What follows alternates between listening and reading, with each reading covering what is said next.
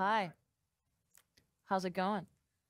How are you today? Hello, Mixer fam and esports friends of all shapes and sizes. Hi. My name's Kate. This guy to my right, your left. 360 no scope, we call him. 360. 360. No scope. That means you shoot without using your scope. Like a pro. No eyes, but hands. Welcome, everybody, to our 85th episode. 85 episodes, my friend. 85 EPs. 85 episodes. I've been here since day one, and it feels... I haven't. So long. Does it? Guess this is what? I think what? Where are we live from? We're live from Redmond, Washington, here in the lovely Pacific Microsoft Northwest. campus. Or Krampus, depending on who you talks to. Well, Anywho, so we're enjoying, and so are you, a little thing called FTL. It's called a little latency. So when we say Faster something than light. ridiculous about esports, you hear it first. there's no delay in how dumb. We say it here, there's no delay for you hearing it there. Which can always be a problem and a solution.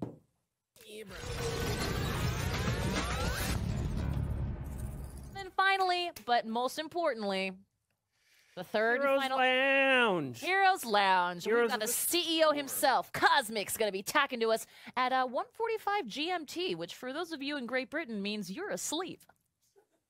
Sorry, not sorry. Sorry, you're not in Canada. At any rate, This guy right here is a huge fan of Heroes of the Big fan. Storm. huge fan. Huge fan. Huge fan. Guess what? This is the one that this guy over here is getting Give it real to psyched me for. now. He's been psyched about it all dia. And now is the time. So Heroes of the Storm. It's a small title, JK. It's actually made their mark on the esports world for years. And at the forefront of that scene, they're known as Heroes Lounge. Here to tell us more about this Heroes esports fan destination is the CEO and founder. Please welcome Peter Cosmic Barrow. Good evening. Peter. Good evening indeed. And is it evening at this point? I It's think you're technically tomorrow morning. night. What's it? It's quite early in the morning, I'd say, over Yeah. here. What's I it- guess so. I'm trying to go on your time. What does Friday look like from your perspective? What's the future look like? It's going to be a rough morning. I can tell you that so far. Well, we appreciate you staying up for us, and more importantly, let's tell us a little bit about yourself, your history in the gaming esports industry, and really how you became part of how you brought Heroes Lounge to life. Absolutely. I mean, I started off in esports in a slightly different capacity, so to speak, actually through StarCraft, mind you. I mean, that was my first esports love. I love watching StarCraft live, and I started off organizing these kinds of things by wanting to be able to share my experience of loving to watch esports with others by looking for barcraft events. If you don't know about barcraft, it's those events where you go to a bar and you watch various esports games with a bunch of friends. And here in Zurich, it really wasn't happening. So I contacted one of the local barcraft leagues and said, hey, what's up? Why aren't you doing anything? And he said, well, if you want to do something, then go and organize it. So I did. And that's how I started off there. And it was a couple years later that I started off playing Heroes of the Storm.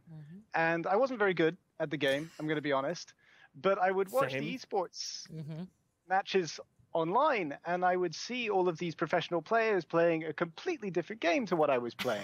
Not only were they just playing better than me, but they were playing with a team of people which they knew, and they knew everyone's strengths, and they were playing with opponents which knew everybody's strengths, and then they would draft accordingly, and they would play in this coordinated best-of-3 setting, which I couldn't get.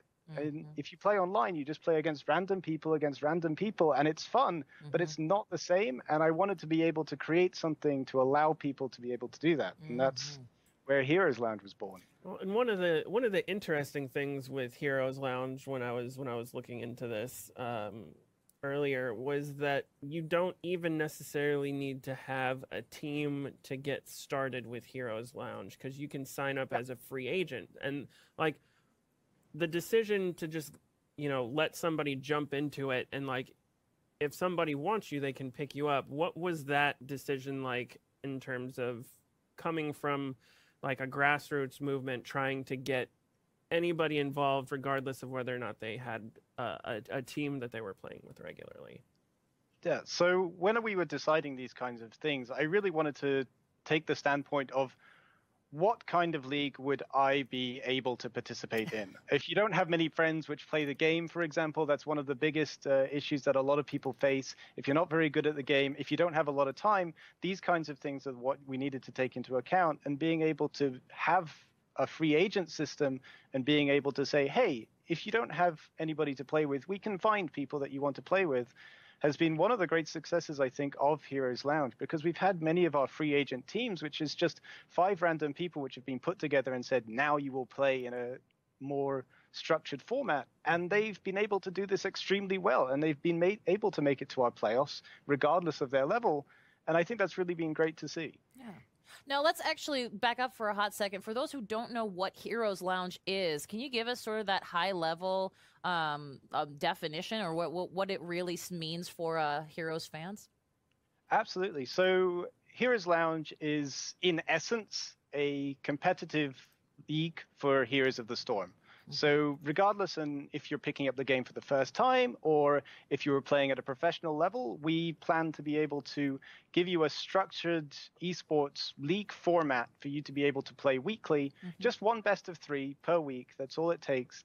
And you can begin to participate in these competitive settings and in an esports setting. And I think that's a really nice thing to be able to get into. Our community is amazing as well. So if you're a bit afraid, just jump on and contact us, and they're really nice people. Oh, I like that.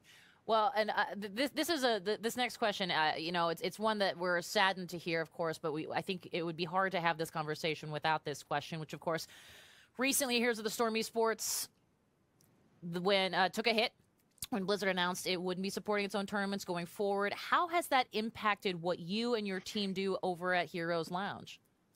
Yeah, I mean, it did affect us quite heavily. I think it affected everyone who was a fan of Heroes of the Storm. We came out of watching the finals of BlizzCon, and we were psyched to find out what 2019 would bring, and it turns out that that wasn't going to be anything. So it definitely took a blow. We were really concerned about whether or not people would still want to play the game at all. But at the same time, we thought that, hey, this is our opportunity now to be able to maybe plug the gaps that the HGC, the Pro League, maybe has left now. Yeah. And so we had this plan for a very long time to create what we called Division S, which was essentially the highest tier of play that we could produce with the players that would want to participate. And so shortly after the HGC died, we came together and we said, hey, we've had this plan for a long time.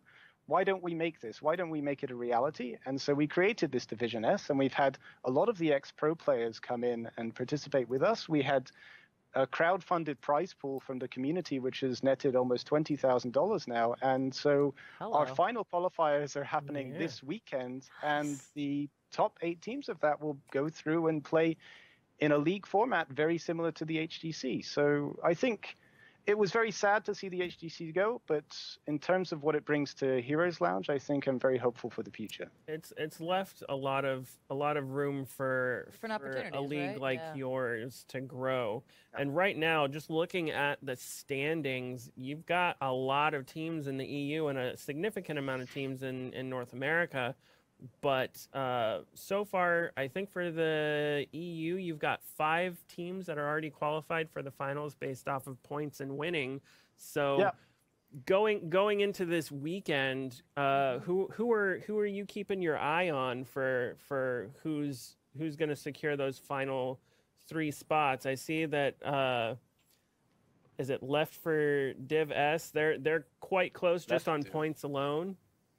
Yeah, so I mean, we have some high-level teams which haven't been able to quite compete in every single one of our qualifiers, and I think one of those main ones is Leftovers. And honestly, they are probably the people to look out for. They should definitely be coming through. If there's one team that you need to watch, I think it's probably them. I mean, if you go back and you can see all of our replays as well, we have great games from Team Russia as well. What does the photographer say?